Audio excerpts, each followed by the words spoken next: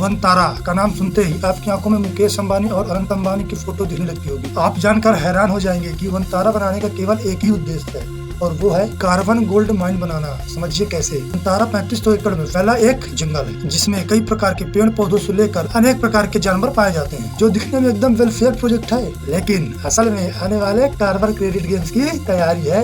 अब ये carbon credit क्या है? यह एक तरह का सर्टिफिकेट होता है जो यह दर्शाता है कि किसी व्यक्ति, देश या कंपनी ने 1 टन CO2 या उसके बराबर अन्य ग्रीन हाउस गैसों कम किया है या रोका है। मतलब 1 टन CO2 कम करने के लिए आपको 1 कार्बन क्रेडिट दिया जाता है।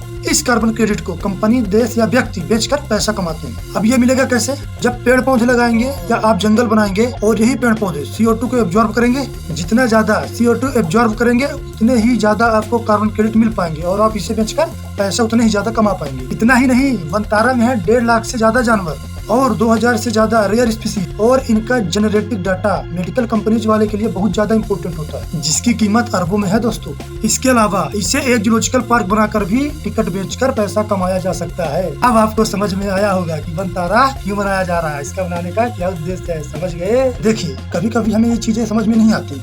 उसका सबसे बड़ा रीजन यही है कि हम इन चीजों के बारे में गहराई से समझने का प्रयास नहीं करते, इसलिए।